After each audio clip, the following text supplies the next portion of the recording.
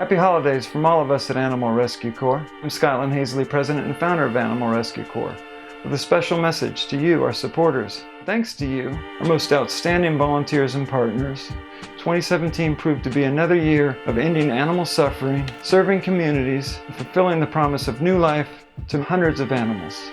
100 animals are rescued from 3 homes in just the past 3 days. Over the last 2 days, nearly 150 cats and dogs. All 68 of these cats. Dogs rescued from flooding after Hurricane Harvey. Horrible hoarding situation. Abandoned inside a horse trailer. Rescued from horrible conditions. The Animal Rescue Corps. The Animal Rescue Corps. The Animal Rescue Corps. News Channel 5's Emily Luxon with an update on the Animal Rescue Corps' latest mission. Spent my entire professional career protecting animals, ultimately starting Animal Rescue Corps. Since we've been building this army of compassion soldiers. All right, folks, let's go save some lives. Welcome to Operation Mayday. This very well may become Operation Mayday Part 1. The team and I are here on scene in Henderson County, Tennessee, in a case of large-scale animal neglect. I just want to say to the family, it's clear to me that you've gotten in over your heads. I'm a nonprofit working under the authority of law enforcement, so I see this all the time. Can assure you that I'm going to adopt out 100% of these dogs to appropriate homes. That's what I do. Welcome to Operation Mayday Part 2. Dogs on chains all throughout the property, dogs in a dilapidated trailer along with cats, and this is a supposed rescue. The ammonia levels were through the roof in that trailer. There's a lot of vetting that's going to be done over the next several days. These guys are in pretty rough shape. We are taking them today, and their lives are starting today. I was not at all ready or looking for a new dog to add to my life. Ando was one of the very most scared dogs in the beginning. I made about 3 different trips over the course of about the next 3 weeks. Received placement at a Kentucky shelter, and I was able to transport him down there, and I just bawled so hard. Every day I would check to see if he was adoptable yet. I gave them a call. She said, "Oh, we have contacted ARC to take him back." Called him human avoidant, non-food motivated, aggressive, and I knew such a different dog, just so it really broke my heart. I thought it would be a good step to go to volunteer. I was not looking for a dog, but he has reinstilled this joy and love into my life that I didn't know that I would find again. So I'm really grateful for him and for ARC. We're in Union City, Obion County. I was actually leaving my house to go to Lebanon to care for the animals that we got off of Mississippi property. Didn't even make it to the end of my driveway, and we got a call from animal control here.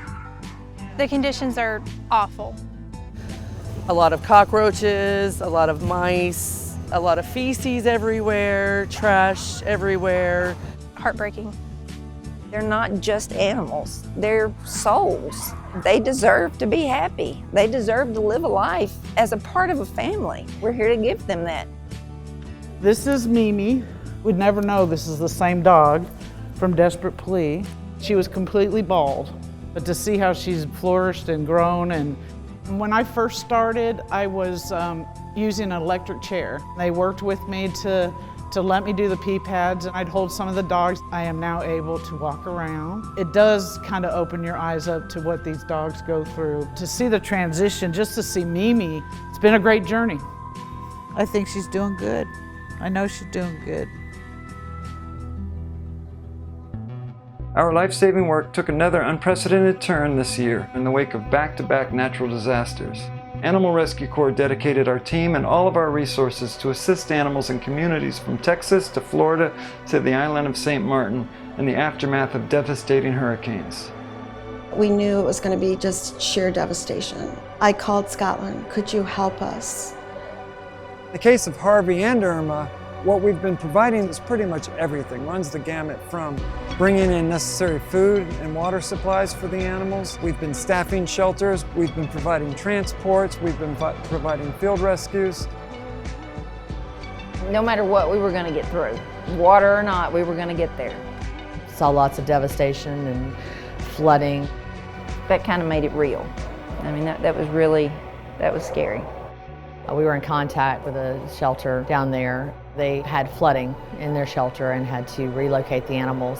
We knew that these shelters were going to need the space, and us getting those animals out of there to give them that space, I mean, that was a big deal. We had a plan, and it took longer than anticipated.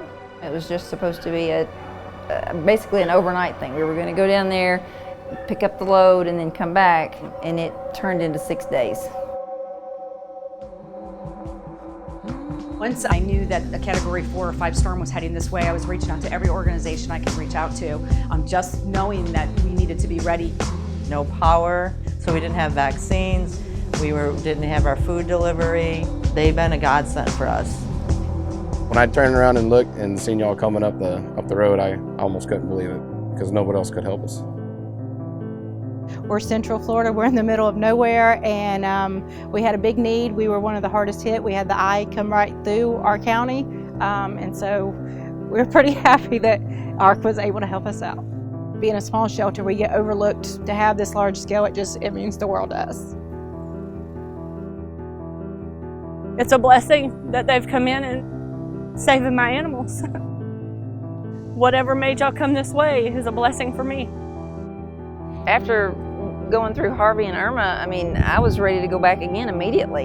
You get up and you keep going. You go right back in there and you get them out. That's what ARC does. Since Hurricane Irma, there was no communication on the island, no phones working, no electricity. There's no food, there's no water. Everyone's stressed and traumatized from the hurricane. And the animals too are really traumatized. I think that if there's a will, there's a way. But we also knew that if we didn't get as many off as we could, they would die. One of the puppies that they checked a stool sample on had every single parasite. That's an issue that probably all of them are dealing with. Over the past, 3 weeks or so, we've brought in, I'm guessing, nearly 400 animals from the 2 hurricanes. It's all been one single motion. The last of the animals from Harvey were leaving out the door just as we were coming in with the second and last round of the Hurricane Irma animals. I love ARC so much, and I respect everything they do. I knew that if I could get them here, they would have a magnificent life from here on out. Some of our volunteers were out there volunteering with the Lebanon facility, and they said, Sarah, there's some boxers here. And so the next day we left some supplies, came back with a couple boxers. Texas Ruby is what Kathy is calling their baby that they pulled. They're fostering her with full intention of adopting. They fell in love with her at the shelter and her story. Labor Day was the first weekend we volunteered, and we took her with us that Saturday. You know, she was so scared, and she's come such a long way. All you need is a little patience. We knew as soon as she came in and she did well with the other boxers that she was staying. With the hurricane, I came in and helped unload. Oscar was one of the St. Martin kitties that has leukemia, and so we saw that as an opportunity to give Oscar a home. When he first got in, he was in really bad shape. Besides being a little skinny still, you wouldn't know that he had any problems now. The first time I saw him, you could tell that he is a lover kitty. Volunteering for ARC has been a life changer for me. The level of compassion and the people that I have met, I will never forget. This group and what they stand for and what they do mean the absolute world to me.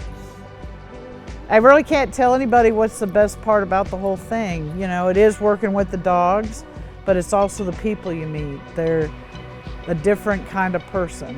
When I came in the door, I felt like I found my people. When ARC calls and there is a need, we put our lives on hold. It doesn't matter how long it takes. This cause is so special. I want to be available when they call. These animals don't have time to waste. They need help when they need help. If we can get in there and save them, they can't wait another day. I just keep coming back because I see that there's a need for it. It's one of the best privileges in the world. I wouldn't change it for anything. It's life-changing for them, but it's even more so for us. It gave me a reason to get out of my house. It gave me a reason to help somebody else to survive in this world. And I think they saved me as much as I helped save them. Saving his life, it's just such an important thing. And you see these dogs go from scared and skinny and terrified of the world to they just blossom right before your eyes. And it's such a cool thing to be a part of. I wouldn't trade it for the world. I can't begin to describe the pride that I feel in what we've created here at Animal Rescue Corps. Being part of this group and working side by side with these people, it means the world to me. It's just the best feeling in the world, and I wouldn't trade it for anything. I wouldn't be anywhere else in the world other than right here, right now, right beside them. From all of us at Animal Rescue Corps, we wish you and yours a holiday season filled with peace, love, and compassion.